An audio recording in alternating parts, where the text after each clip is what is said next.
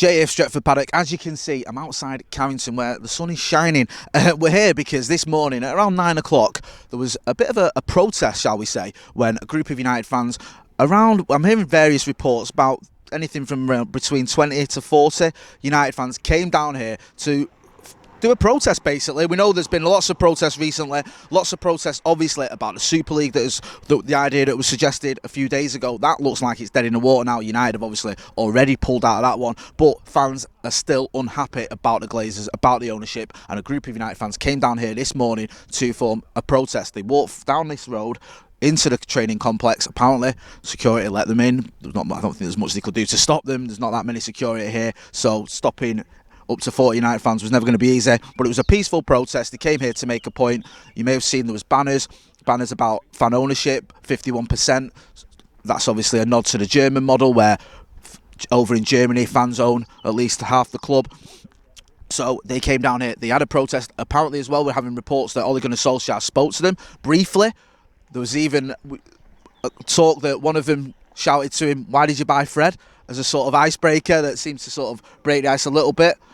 But this was a peaceful protest. This was fans that are just unhappy about the Glazers, unhappy about the ownership, and decided to do something about it. Caught a lot of people by surprise. Obviously caught Manchester United by surprise. They didn't know it was going to happen, so they didn't put any extra security on. Eventually, we're told that police came, and it was the people that were involved in it just left. There was no aggravation, there was no violence, anything like that. It was a peaceful protest, and a sort of message was sent pretty loud and clear to the Glazers that, you know, there's a lot of United fans out there that aren't happy about it. Now, since that's happened as well, I think the club have issued a statement. Let me just say it says, a United statement says, at approximately 9 a.m. this morning, a group gained access to the club training ground. The manager and others spoke to them. I believe Nemanja Matic may have been one of the others that spoke to them as well. Buildings were secure, and the group has now left the site. So there wasn't anything sort of too untoward here. It was a group of fans that came down, supposedly off their own back, or looks like they did it off their own back, came down here to show their unhappiness with the ownership of the Glazers. We know there's been protests against the Glazers since 2005, since they first took over. We saw it again in, was it 2010, with the Green and Gold campaign. We've now seen it even more recently because of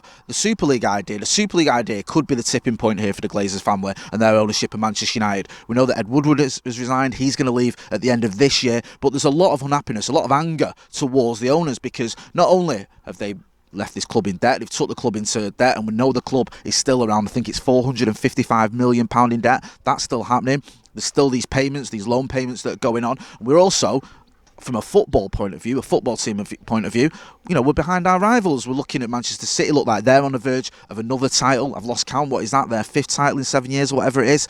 Liverpool have obviously won the Champions League and the Premier League since United have last won the last won the Premier League back in 2013. And we've just seen this club not competing at the highest level. And a lot of that has to do with the owners and the lack of investment in the team, the lack of proper backing the manager, and also the merry-go-round of managers we've had. It's the anniversary today of David Moyes' departure. He left the club after less than 10 months in charge. So we've just seen a shambolic ownership and running of Manchester United Football Club, and fans have had enough. And the recent Super League idea, where you saw 12 teams, I think it was, 6 from the Premier League, Manchester United being one of them, involved in this Super League idea, which would be an alternative to the Champions League, where they would have this sort of ring-fence clubs who don't get promoted, don't have to qualify for the Champions League. They're just in it for the Super League, they're just in it every season.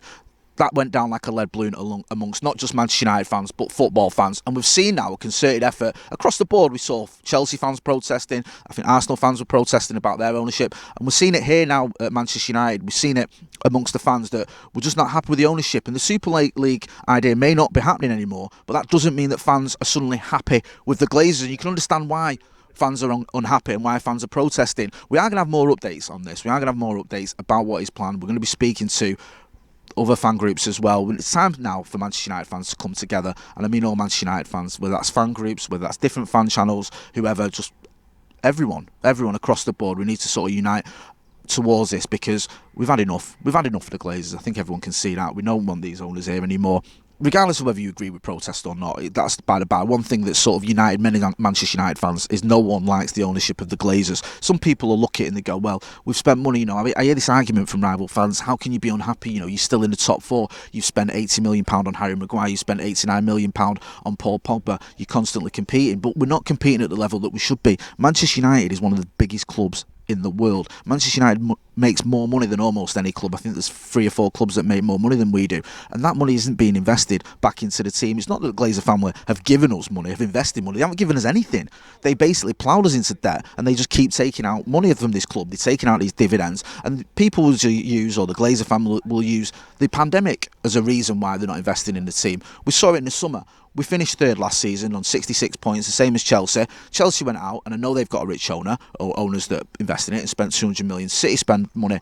We didn't really go big in the transfer market. We bought Donny van der Beek, we bought Edinson Cavani, and we bought Alex Telles, but we're just getting left behind. And when you look at the amount of money that Manchester United make, you look at the amount of money the owners take out, you look at where we were when they came in. In 2005, when the Glazer family took over Manchester United, we'd been competing at the highest level year in, year out. We'd been in the Champions League, we'd been competing for the Champions League, we'd been winning league titles. Now, yes, you can argue that's with Sir Alex Ferguson, you're always going to be at that level, but we were used to that. We were used to competing at the very top. Now, we saw that carry on for about 8 years, basically, when Sir Alex was still at the helm, but over the last 8 years in particular, we've just seen this club struggling. We've seen this club struggling on the pitch in terms of competing. We're not competing for league titles anymore. I know we had a brief sort of dalliance with the top of the league earlier on this season, but it didn't last very long.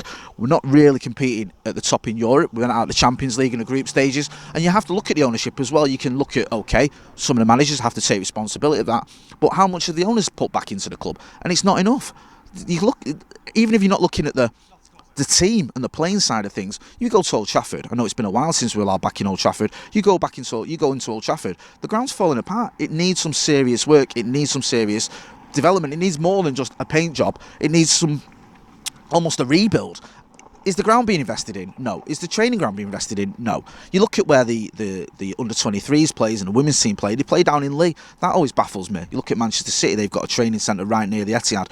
We still have to travel down to Lee. We've all been down there to watch the under-23s, and it's a bit of a mooch. And it's like, why haven't we got an actual Manchester United-owned training facility? Why haven't we got, a ground that the academy or the under-23s or the women's team can play at? Because there's just not that investment. There's not that reinvestment from these owners, and there hasn't been since they took over. And yes, you might look at it and go, okay, every couple of years we spend in the transfer market, but that's just to keep us competitive in Europe, to keep the money coming in. That's all that is about. We've never really pushed the envelope. We've never really gone for it.